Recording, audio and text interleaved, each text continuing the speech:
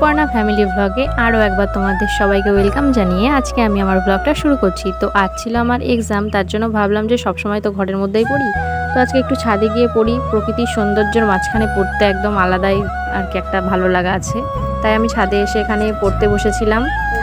তো তোমরা প্রথমেই দেখতে পেলে আজকের ওয়েদারটা কত সুন্দর, আর চারিদিকে আকাশটা তো খুব ভালো লাগছে দেখতে।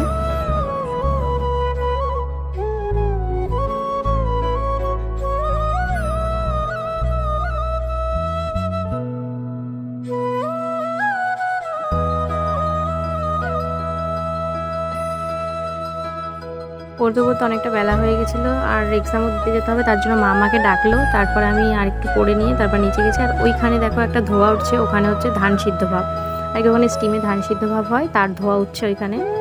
তো দেখো আকাশটা আজকে কিন্তু খুব ভালো লাগছিলো দেখতে। কিন্তু তারপর যখন আমরা এক্সাম দিতে যাচ্ছিলাম তারপর তো রোদ উঠে গেছিলো, প্রচণ্ড গরম ছিল তারপরে। কিন্তু সকালটা একটু বেশ ভালোই ঠান্ডা ঠান্ডা ছিল। আর তারপর আমি এখানে এসে তাড়াতাড়ি করে টিফিনটা করে নিয়েছি, আর তারপর স্নানটাও করে নিয়েছিলাম, আর মা টিফিনটা গুছিয়ে দিয়েছে আমাকে। তো দেখতে থাকো ভিডিওটা স্কিপ না করে, আশা করি তোমাদের ভালো লাগবে। তো আমি এখানে রেডি হয়ে গেছি, তারপর হেঁটে হেঁটে যাচ্ছিলাম যে টোটো পাই কিনা। দেখো রাস্তায় একটা টোটো দেখা যাচ্ছে না, মানে যখন দরকার তখন আর টোটো পাওয়া যায় না। তারপর কৃষ্ণা ফোন করলো, ওর হাজব্যান্ড ওকে দিয়ে আসবে আর কি, তার জন্য আমি আরও একসাথেই গেলাম। আর আমাদের অনেকটা দেরি হয়ে গেছিলো, তার জন্য আমাদের স্টেশন অবধি আর কি পৌঁছে দিয়ে এসছে। আর এখানে দেখো স্টেশনে আমরা আসতে না আসতেই ট্রেনও চলে এসেছিলো। আর তারপর এখানে পাইলা ট্রেন দাঁড়িয়েছিল, আর আমরা দেখলাম তো ওরা আমাদের জন্য অপেক্ষা করছিল। তারপর এখানে আমরা সবাই টোটোতে করে একসাথে যাচ্ছিলাম কলেজ, তার জন্য এখানে গেটটা খুলিনি। আর রোদের মধ্যে সবাই দাঁড়িয়েছিল, প্রচণ্ড গরম ছিল।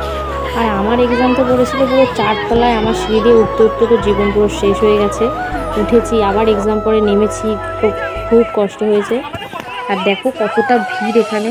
আর আমার যারা বান্ধবী ছিল সব আলাদা আলাদা ক্লাসে ছিল, আমিও আলাদা ক্লাসে ছিলাম, তো সবাই আর কি আলাদা হয়ে গেছিলাম। তারপর এখানে তো সবই কমন ছিল, এক্সামটা বেশ ভালোই হয়েছে আমার, আর সবারই ভালো হয়েছিল এক্সামটা।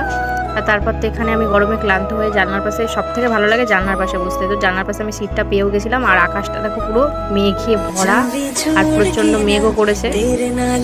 তো তোমরা প্রকৃতির সৌন্দর্য দেখতে দেখতে আমার সাথে চলো।